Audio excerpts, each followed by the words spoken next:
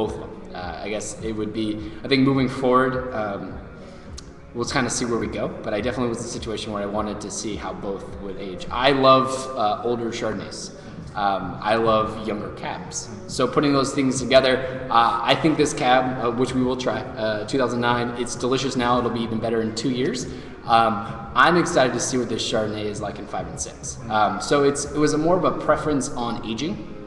I do think, even though 90% of wines bought in America are drank within 90 minutes of buying them, I do think on the other side where I want to try one in 5, 6, 7 years. And I think Chardonnay is perfect. I think white wines are perfect for Cork. I think both wines themselves did well in a screw cap, and I think they will going forward. So. And when you're sitting by the pool, you don't need a corkscrew. That's a good point. That's a good point. It's easy access. Yeah. If you will. This is a picnic wine. You know, not many people keep screw wine openers in their car. I do, but not many people do. So I think it's a good opportunity just to accentuate the wine itself and make it very easy to access. Laura says, totally agree with this feeling on using the cork to age the Chard. I think this will develop, but it's great now. Thank you, Laura. Appreciate it. Cool. So she's already moved on to the Chardonnay. No, I don't blame you. It's really good. Any other questions? Yeah, any other questions about the Moscato?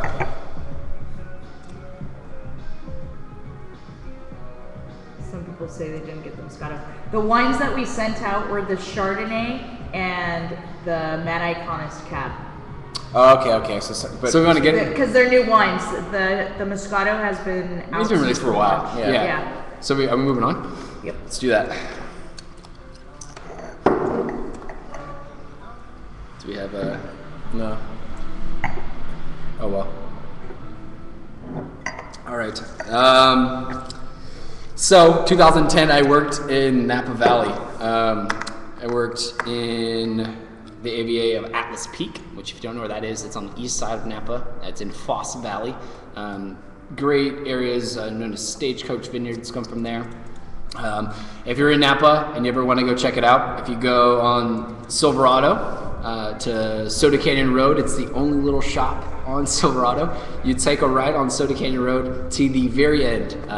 It's a place called Antica Napa Valley. It's a wonderful location. Great grapes made by the Ansanoris, making wine for 636 years.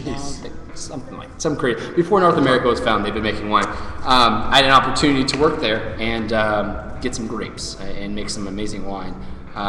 This wine, I would say this wine's a bit different than most Napa Valley wines. It's not incredibly big and voluptuous. It's Chablis is an area in France. It's a colder climate, a little streamlined acid, not quite as oaky, if you will. And I wanted to kind of I wanted to take Napa Valley fruit with a little bit of oak and make it into a Chablis style. Again, kind of doing my time that I was in France, and yet at the same time, staying true to where I got the grapes and where I'm making the wine. So 2010, Napa Valley Chardonnay. Again, a lot of this fruit, some does come from the Stag's Leap district, but it's mainly... Vanessa, you want some? Yes, please. Moderator and the technical lady. Yeah, it's a wine. Thank you. What I was speaking with Vanessa about is I would make sure this wine isn't too cold. I think the oak shines through when it gets a little bit warmer and the ball will start to develop. A lot of times if it's too cold, it'll be a bit astringent, even to my liking, purely because the oak needs to get a little bit of warmth behind it. But I think this is a great representation of Napa Valley, and if you want to make it in a Chablis style, which I like, I think this is a great representation of that. And moving forward, I tried the 2012 today. I was at the winery. I'm incredibly excited about the 2012. It's a beautiful year here, and I think the Chardonnay, it's going to be fantastic. But Matt, Kathleen has a question. What was the oak treatment on the Chardonnay? By the way, Kathleen was the archangel that was at the party this weekend. Is that Davis? That was Amanda. I don't know. Amanda's at Davis. There was Amanda was from Davis. Yeah. Amanda better be on here. Kathleen, what was your question? What was the question? What was the oak treatment? About 30% new oak, barrel fermented. The whole lot was barrel fermented. Most of it. There's a bit that was stainless steel because that kind of keeps the Chablis style with the acid. But most neutral barrel, there is, I would probably say closer to 15 to 20 now that I think about it, a percent of new oak. So there is definitely oak, but more of a neutral. We fermented a lot neutral because that kind of gives the roundness of the wine itself, but without the oak character, I guess I would say. There is definitely some tank fermented wine in there just because that kind of helps keep the acid itself, like I was saying. The oxygen content with the oak barrels, the exchange, rounds things out. You just kind of, I always think of, instead of being knees and elbows, it makes it very round and voluptuous. But there was, it definitely was a 3-tier system. Yeah, it makes it sexy. It was a 3-tier system between new French oak, aged French oak, and stainless steel. Can you tell them a little bit about neutral oak and what it is? I don't think Yes. So neutral oak is the ones who use a barrel, brand new French oak barrel. You use it, you lose anywhere between 50 to 60% of the oak character. The first time you use it. The first time you use it.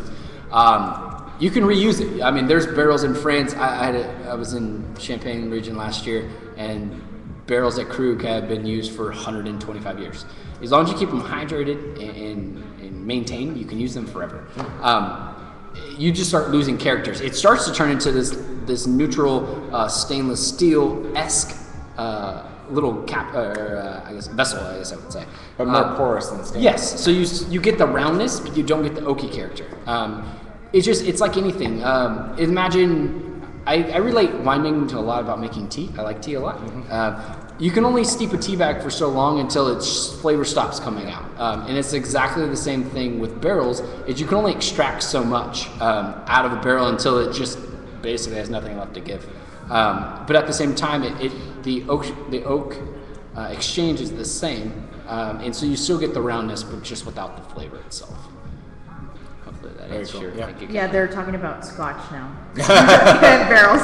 Scotch. We'll do a scotch tasting. Me and you, Kathleen. Me and you, scotch tasting. So I like wine. Don't get me wrong. I consume more scotch than wine. Uh-oh. Just not by volume. Not by volume. But I love scotch. Macallan 12 year. Macallan 12 year is a good go-to. And then they're also saying that they really like the fresh, clean flavor, and they love the analogy you just gave. It's clean. It's Chablis.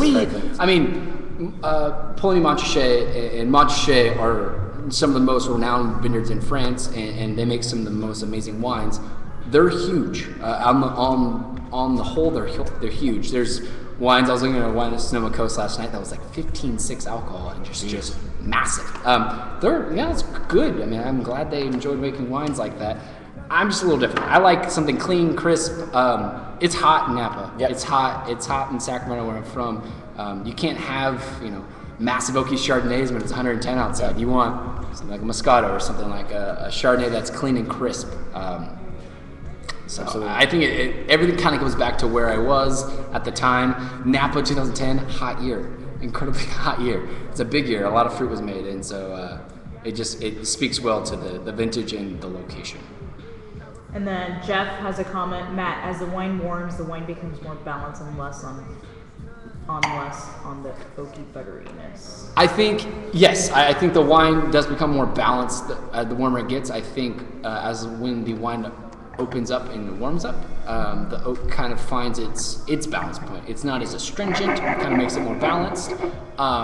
I do think the oak shines pretty consistent the whole way through, but I do agree with you. Balance itself evens out. Like I was mentioning earlier, this wine should be a little bit warmer, just because of the oak and the character itself, that it is a bit astringent when it's cold. Great. And then Laura says it goes great with Dungeness crab and melted butter. I wish I had it right now. I wish I had that right now. Sure, why not? A little topper. It's really good. It's Thirsty Thursday. It is Thirsty Thursday. It is, and the Giants game just started. Yeah. Go Dodgers. Go. Let me wear the scarf. Panda went nuts last night. Panda went nuts. I'm gonna offset him. I gotta say that Panda went nuts last night. I gotta give that guy props. Don't sit too close to me. Any other questions? Any other questions, guys, before we move on to the next wine?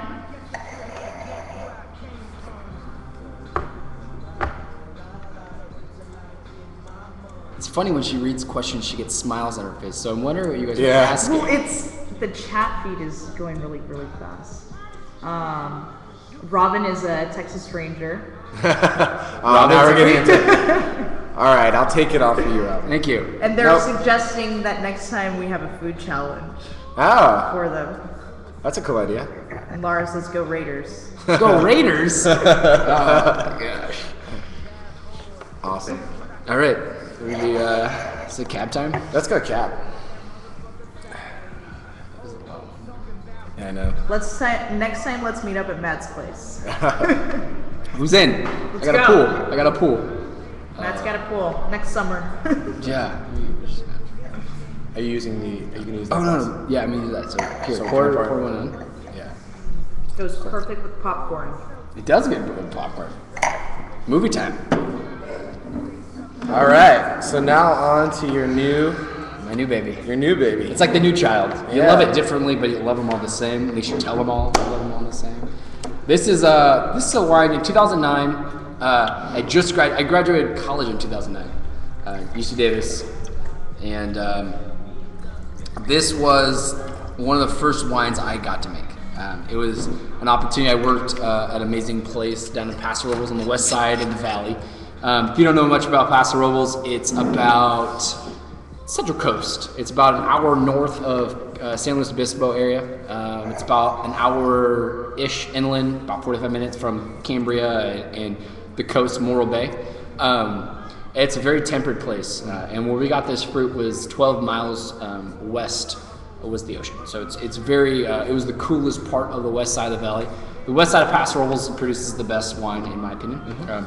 Usually, I think it produces the best wine. And I got an opportunity to make more wine. Like I said, this was the first time that outside of playing around in college and where I had worked before and 500 pounds of this and 200 pounds of that, this was the first time I got to make a wine. And I think it turned out fantastic. 2009 was another incredibly hot year, especially down in Paso Robles. And I think the depth in the wine shows it. It's up there in alcohol. It's 14.9. So it's no baby. I think as the Naked Wines website says, cab, beef now. I think it plays it well. It's a great wine that I was just blessed to be able to make, and so I'm very interested to see people's opinion of this because people say Paso Robles can't make big cabs, and I disagree. Here are some of the comments. Kathleen said, tried this on Saturday. And then Jeff says, wow, yummy. Laura, she hearts Paso Robles appellation. It's great stuff down there. Yeah. And let's see. It's like the more I try this, the oak it's so subtle, but it's there. Exactly. I call it kind of ghost oak. You know it's there, but you can't really put your finger on it ever. And that's just because it's an 09, you think it's had time to kind of... A bit. You can just look at the color itself, and it's got that brick red rim that I find, between 2 and 3 years, you should really start showing it. I think it's still got time. I think, as I explained to someone at the tasting party or at the launch, it's still in its upside. I think it's still got 3+ years.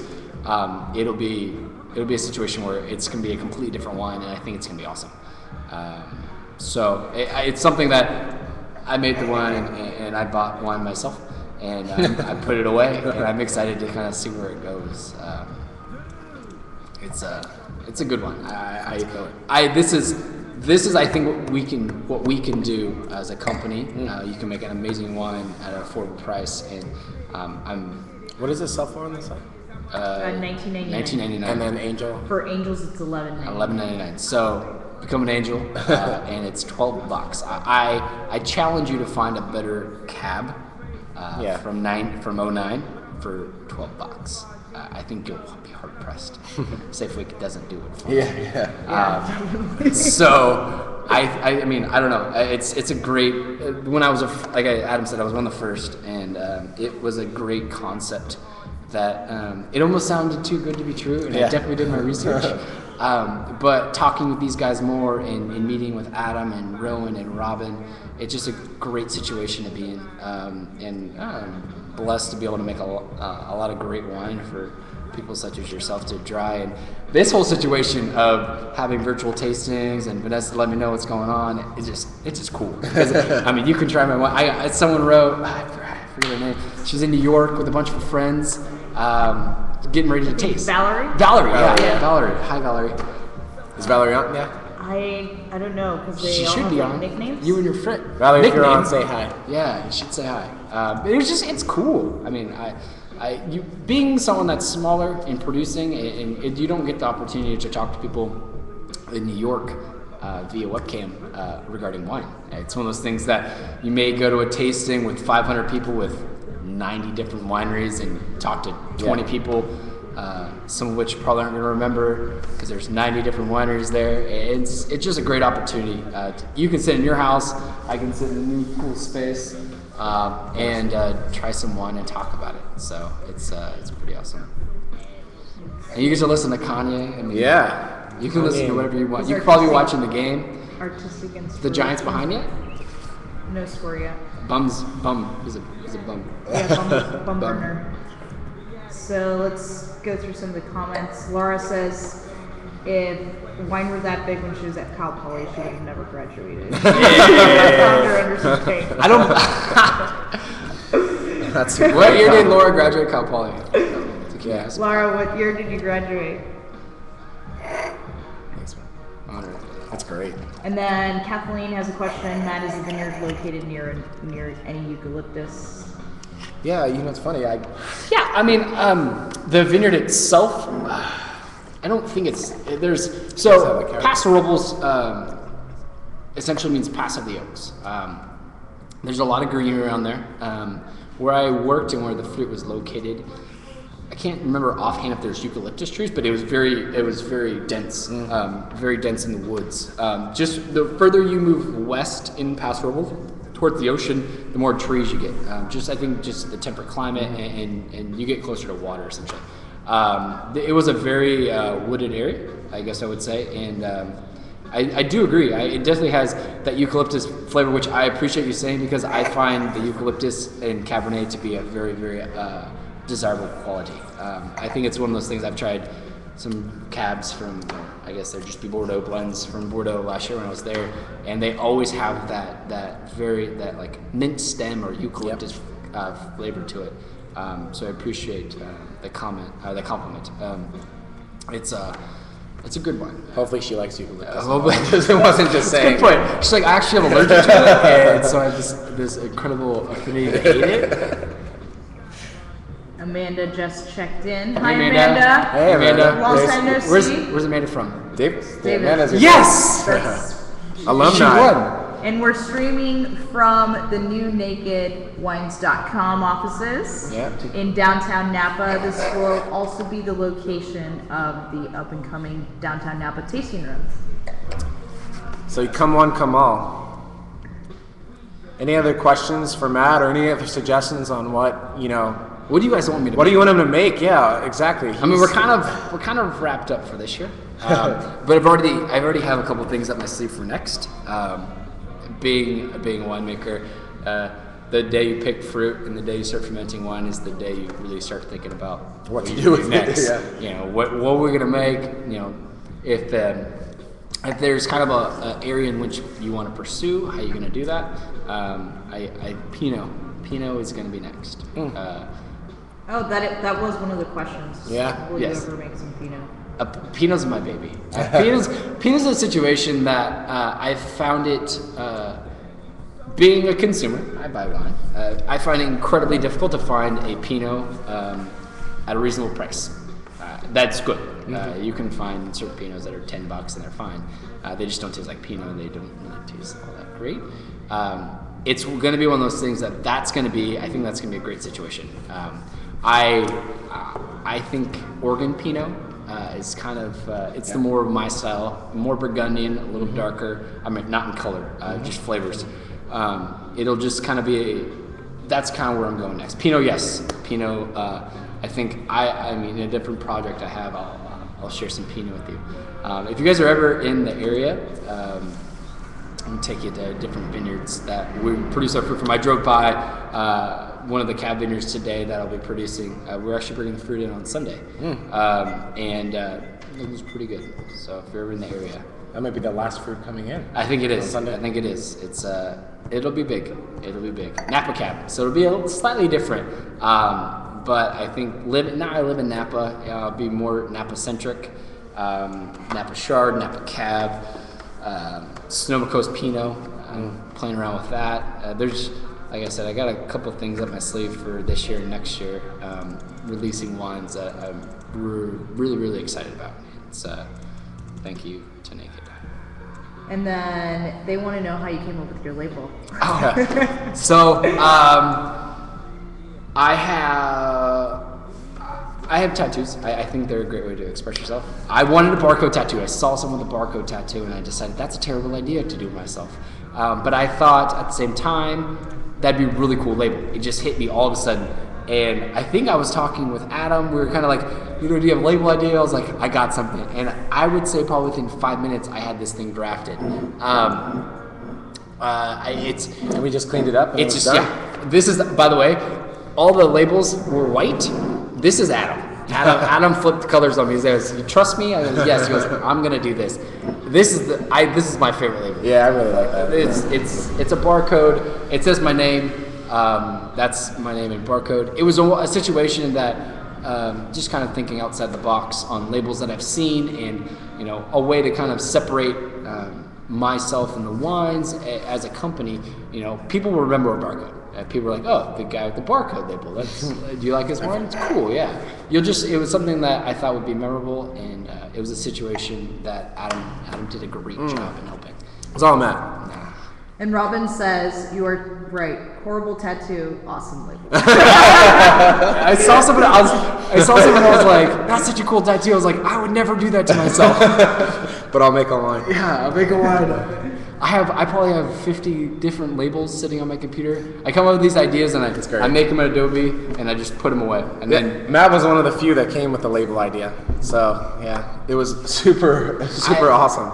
I'm sure it made his life a lot easier. Tommy Post says he spoke to you today. Yeah, Tommy's on. Tell him to expect a call. I did. I already spoke to him. So thanks, Tommy. We got some cool stuff from Tommy that is coming in on my sleeve too, so thank you, Tommy. It's moving forward. He says, "Nice," all caps. Caps are a must. Caps are a must. Let's see any other questions. What are they Do saying we about have a winery in Paso? Do I? Delayed. No, we do not have a winery. Matt found the fruit. Yes, that's the glory of this. We have the winery in Kenwood, Sonoma. And I can go find grapes wherever I want and bring them. I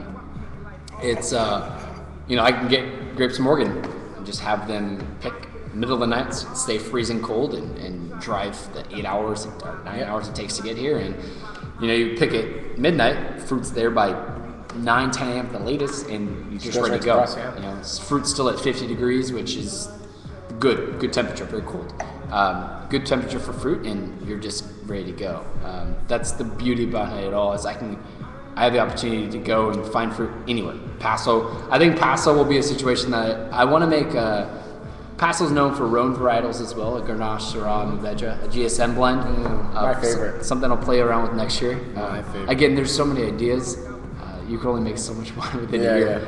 But we don't have a winery in Paso, but we have the winery in Sonoma, and it's just a great opportunity. I can take everything there. Jacqueline Behu is someone I went to school with. Oh, wow. It was very weird when I found that out, that she was going to be on-site winemaker. I was talking with Robin about it, who's our head guy. And he was like, "Oh, yeah, I know this girl from Davis." And he goes, "You might know her, Jackie." And I was like, Jackie was like my one friend and like a really close friend. So it's another cool thing. Yeah, it's personally, all you know, it's working with someone I went to school with, spent an inordinate amount of times just working with in a vineyard or studying together. We kind of just click. So you can take fruit from any other place and put it in her hands. I trust her. She's an amazing person and she's a great winemaker. So it's another plus. And if you guys haven't been out to the winery, next time you're in California, please set time aside and we'll give you the best personal tour you ever had. I will give it to you. I'll give it to Matt you. will give it to you. I'll give it the tour personally. And he'll show you his tattoos. No barcodes. No barcodes. No barcodes involved. Matt, do you know a Melissa? Do I know a Melissa? Is that your sister, your mom? Is Melissa Iaconis? Yeah. As my aunt. It's my aunt in Chicago. She's Hi, on. Melissa. Yeah, That's cool. Yeah, my aunt in Chicago. She's my uncle. He's doing big things. Cheers. She says hi, Matt. That's cool. So What you guys? I'm gonna come back and watch another Cub game or Dodger game at Wrigley. It's not a Cub game. Let's see what else. Any other questions or comments? Yeah, Tommy posted earlier on how does Paso rank against Napa? It's different. Yeah. It's different. Napa. So I think I've tried wines out of Paso that will kick the pants off of most wines out of Napa. I think Napa does a great job at marketing Napa. I think Napa's a great location, but Paso has a situation where it's still rather unknown. I mean, they've been making wine there for 30-ish years, 40. Same as Napa, but Napa was tasting in 76, beat France, tasting in Judgment of Paris. They got it big. Paso is kind of a little bit later. Very similar to Napa, very similar to the Rhone. Down in the south of France, a little bit hotter. That's why Grenache, Syrah, Mourvedre do really, really well there. But at the same time, on the west side, it's cooler. So you kind of have this shift in temperature.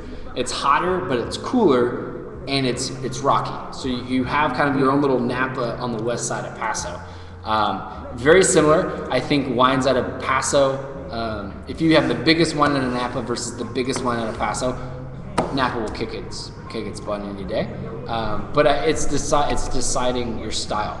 I don't need a wine that I have to age for 40 years before it's palatable.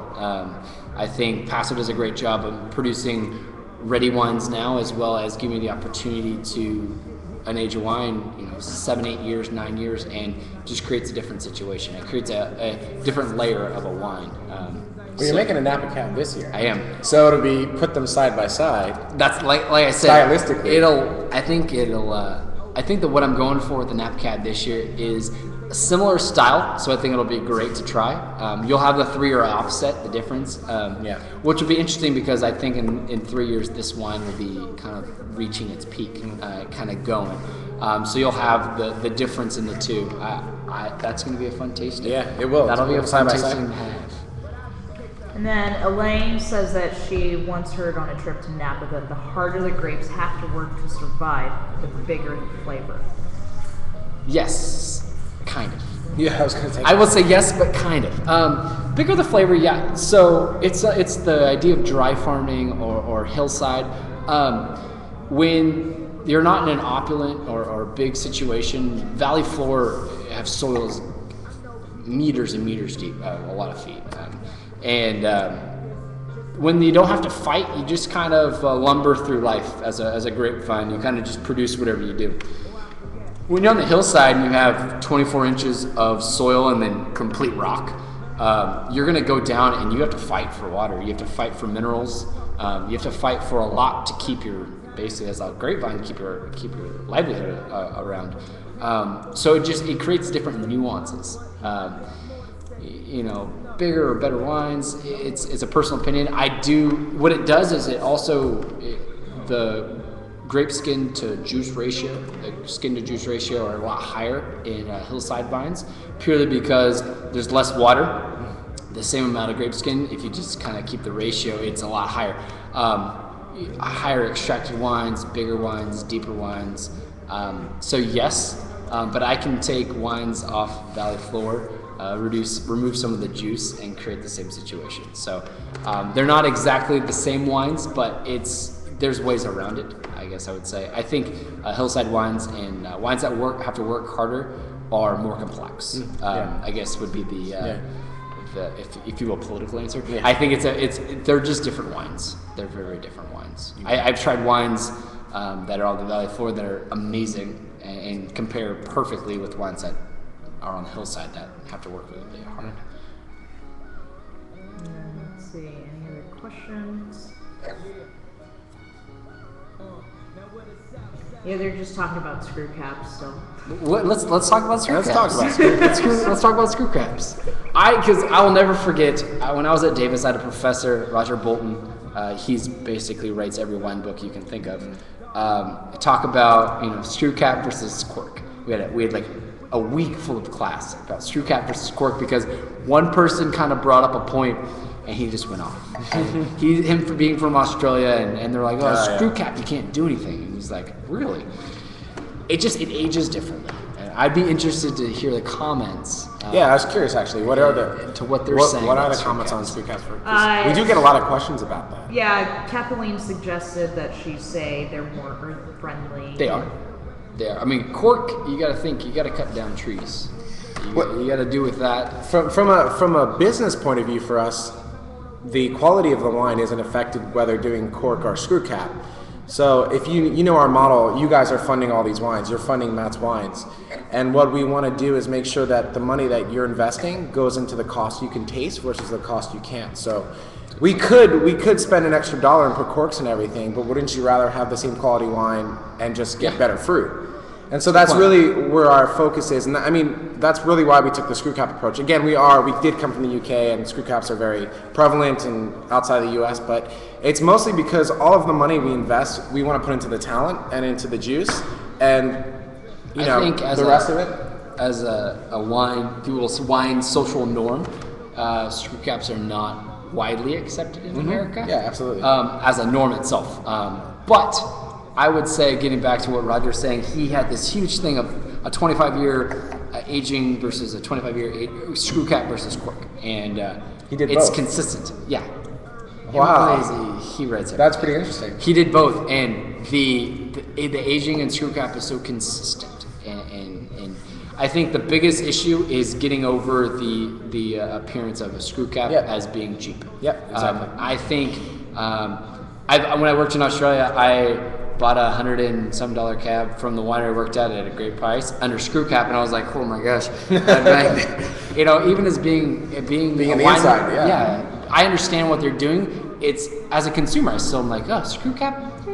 I don't know. But what I would say is, when we get into these wines, you'll try it. The wine under the screw cap, second to none, I think. And plus, great point. The difference, this is like 15 cents versus like $1.30 for a cork.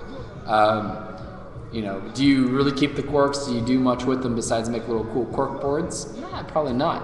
If I can give you this wine for an angel, you get it at $11.99 instead of being $14 or $13.99, $14. I think that the wine quality itself everything's inert. You're not getting much exchange off anything.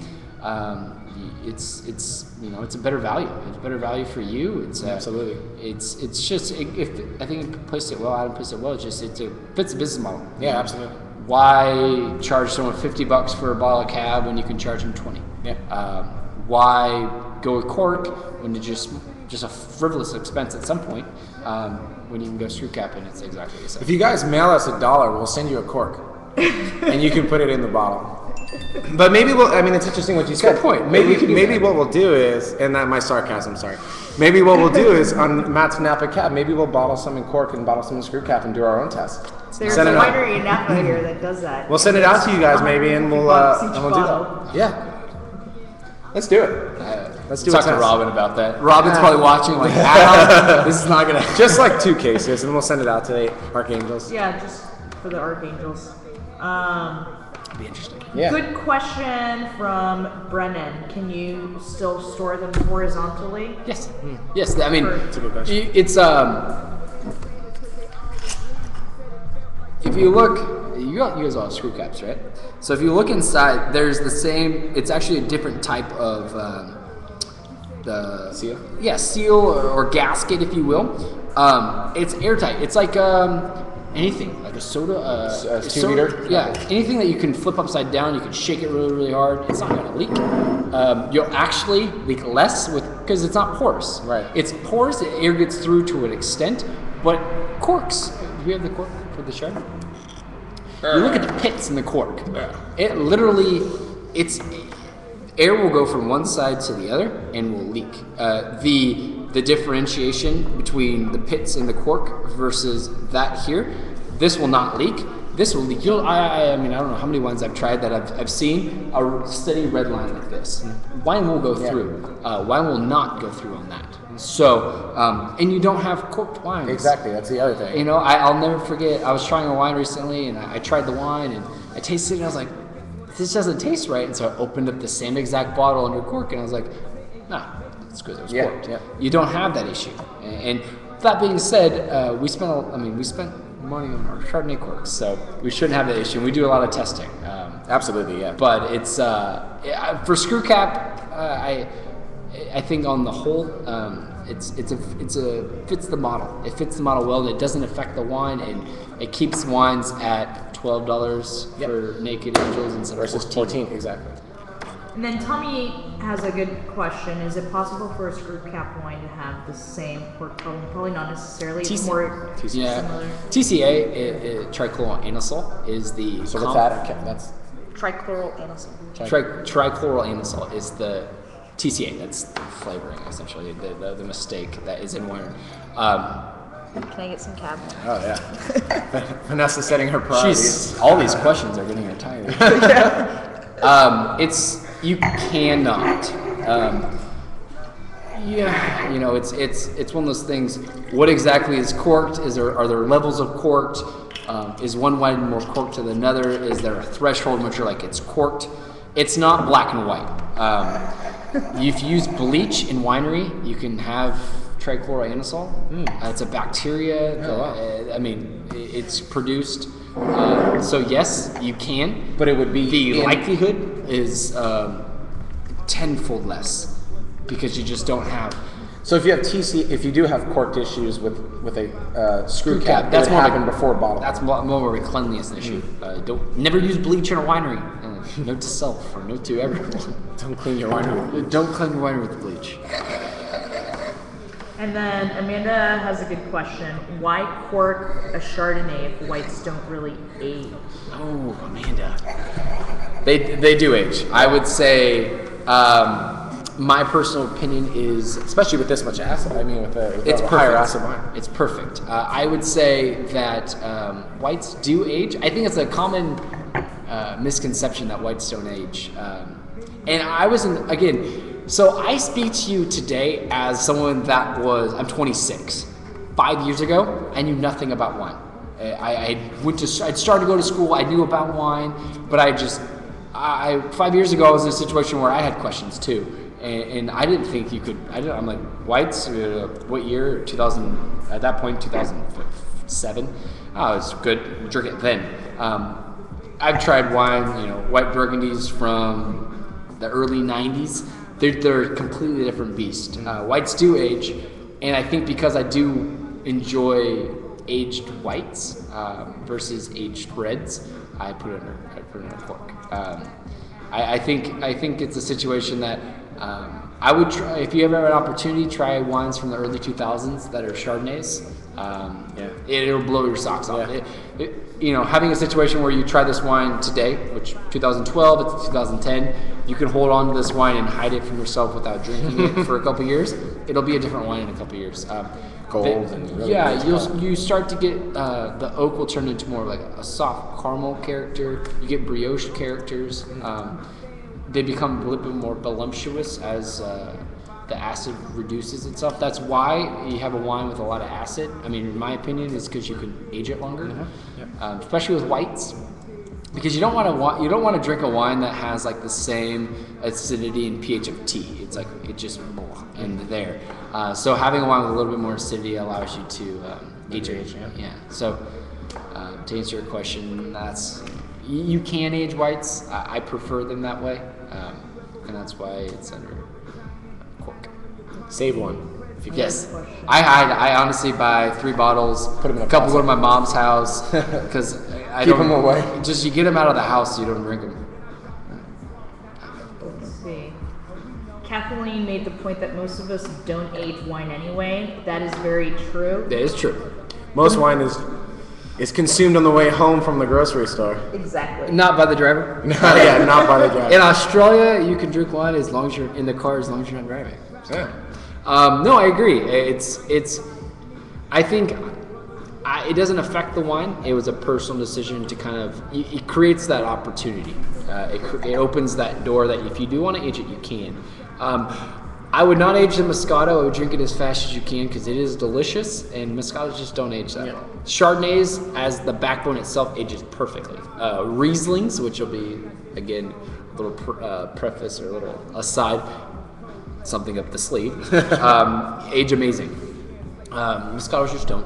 Chardonnays do, and so I agree. Most wines, 90%. So it's a higher acid whites that most 90% of wines are drank within 90 minutes of purchasing. Exactly. It is what it is. Yeah, it's that. And then we also had a question on sulfites. If you're making smaller batches, you won't really need it. So sulfites, I've had this question quite a bit because being in America, you have to write containing sulfites if it's above 10 parts per million. It's just law. Sulfites are like, I don't know how the best way to put it. Sulfites do a lot to a wine. I'll always add them. It protects my wine. It's an investment, one by as a company, and two as a personal winemaker. It's an investment. You do a lot. You don't want to not put sulfites because it protects a lot against a lot of stuff. A lot of stuff grows in wine. You got to think when this stuff is made, there's a lot of sugar. There's bacteria around. Not all is good. If you don't protect it, it'll all go bad, which is terrible. It's just a lot of time, effort, and money down the drain. Sulfites with keeping at certain levels is very important. So I don't think I'll ever not add sulfites. People do. If it doesn't say containing sulfites, it doesn't mean that it doesn't have them. It's just below a certain threshold. So I personally, it's like my little, it's like having, for a PC, I have a Mac, but for having a PC, having like antivirus software. So it protects from bacteria. It's exactly the same thing, yeah. That's how I always explain it, is if you have a PC and you don't have antivirus software, you expose yourself to a lot of stuff. All your personal information, a lot of time you invested, that can be wiped out quickly. Same thing with wine without sulfur.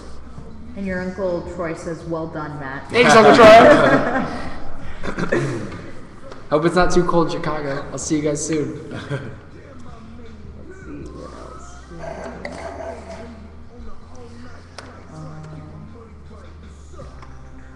The music was a great choice, I gotta say. Yeah, I think you did good on the music. Sounded good atmosphere. Are these wines sold exclusively through Naked Wines? Yes. Yes. I've had so many people like, are you gonna be in town next? Can I buy some wines? I'm like, yeah. You could also go online. I've had restaurants ask for these wines. It's a situation where, Naked did me a solid, if you will, by helping me with this, and in return, it's solely through them. And the best part about it is when I make the wine and I bottle it, I go, here you go. Thank you for allowing me to do this, and they do all the hard work. I mean, honestly, making a 100-point wine doesn't mean anything if you can't sell it. Because they're just getting down to the business of it. If you can make a 100-point wine but you can't sell it, you put a lot of money in, that's just no return on investment. And so no, unfortunately, /fortunately, you can't buy it anywhere else besides online. But at the same time, you become an angel, which again, I pay my $40 a month, and I have X amount in my account. There's some amazing wines. I purchased a couple of my own just so my friends come over. I get glares if I don't have the Moscato in the fridge. But it's one of those things that you become an angel. I pay $40 a month, and it's a savings account for wine. Exactly. And I budget, being a winemaker, I budget for wine. Every month I pay a certain amount that I just know my income is going to be spent on wine. And so by doing that, I get to buy the Moscato at $6.99 a bottle, which again, I challenge a lot of people to find better wines. Not that just mine, not just speaking because my wines are great or whatever. I say as on the whole, to find better wines at a cheaper price, I just don't think you'll find. And I think with the economy being it's just great. It's I don't think that we're saving the world or anything, but we're helping a lot of people with wine issues, right? Well, just to touch on that a little bit, there's what you get when you buy wines in the store is you're paying for the cost to be sold to, and there's a lot of marketing costs in there, and there's a bunch of costs you can't taste. And so what we're doing at Naked and you guys are doing by funding these wines is you're eliminating that whole middle piece of it, and you're connecting directly to winemakers, supporting them, and we don't have to charge you to be sold to. So that's why you get these exclusive great wines at amazing prices. Exclusive is the main word. Yeah. It's wines that I produce solely for them.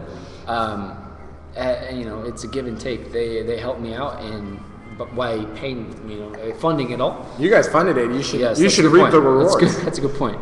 And as a feedback or as a return, I don't sell these wines anywhere else. And they want to know how much you produce of them. How much I produce of them? It's throwing at a dartboard. There's a lot of wines. We produce quite a bit of the Moscato. Yeah, the Moscato. There's a couple thousand cases. I think across the board, it's probably a couple thousand, a little bit less. Yeah. Broad. The numbers themselves aren't on the top of my head. 1,000, couple thousand. And about the same. Yeah, I think a couple 1,000 each. I know this is 1,000. Yeah. This is a bit more. So, AKA, there's not much left. You probably should buy them. I just know there's not much of this stuff. It's selling. It's selling well. it's selling doing well. It's funny. You have an 09, 010, 11. I didn't realize. It was kind of the goal. Yeah. I got opportunities to make wine each year, and this is what I decided to do with it. That's awesome. Any other questions? Let's see. 5-minute warning. Yeah, 5-minute warning. Has there been 55 minutes? Yeah. Time flies. It does. They're asking about the winery and doing barrel tastings. Anybody can come up and do barrel tastings. Yep. If there's a winemaker on premise, they would love Or to if you show guys around. email into these two and you come into town, I will be more than happy to make room in my Yeah, schedule. you guys, we're not the traditional wine company, as you know. So when you come to town, or if you have friends in town, shoot us an email or just write us on the Pearly Gate or wherever online on the groups, and we'll get you hooked up and make sure you have an amazing experience. Yeah. And our current tasting room is in Kenwood, California, over in Sonoma, but hopefully soon enough, early 2013, in downtown Napa. In this building right here where we're broadcasting from. Yeah, maybe we'll bring some barrels in here to age, and we can do barrel samples out of here. I think it's a great idea. Isn't that cool? There's a space. Yeah, There's plenty of space. I don't know. I love this place. The logistics of legalized. Yeah. So a good question from Tommy. Naked Wines hasn't been around long. How is it that I'm drinking in 09? Good question. Well, we find winemakers that have been working for a while. It's one of those things that I produced this wine, and it created a space in which, instead of having to sell it to people or to a distributor, because again, having 1,000 cases of wine to sell in 2009, when I had it ready in 2011, which when I spoke to Naked, it was an opportunity that I really didn't want to have to tackle myself. Selling 1,000 cases of wine as one individual is incredibly hard to do, unless I sell it to someone else that marks the price X amount more, and then it's a complicated 3-tier system that just kicks you in the butt. They came to me in 2011. I had this one available, so it was a situation that instead of having to have them sell it, have a distributor sell it. Naked took it on. They took the challenge and ran with it. I think it's doing great. It wasn't quite ready when we first spoke, but we bottled it 2 months ago. Yeah, 2 months ago. 2 months ago. Yeah, just about. So it's to answer your question, Tommy, right? Yeah. Tommy, yeah. To answer your question, Tommy, it was one that I produced back in 2009. That when I spoke with Naked, they took the challenge, kind of with a joking like, "This guy doesn't think we can do it," and just took it and ran with it. And so we did that with a lot of the winemakers when we first started. It's the same situation in 2010. The different wines that I had, that when we first spoke, I showed them what I could do, and they're like, I would love to have the opportunity to sell that for you. And yeah, it's good stuff. These guys are cracking me up. They're like, Matt, what are you looking at? And I'm like, 7 desks. Like, yeah, it's pretty empty in here. We're still doing construction.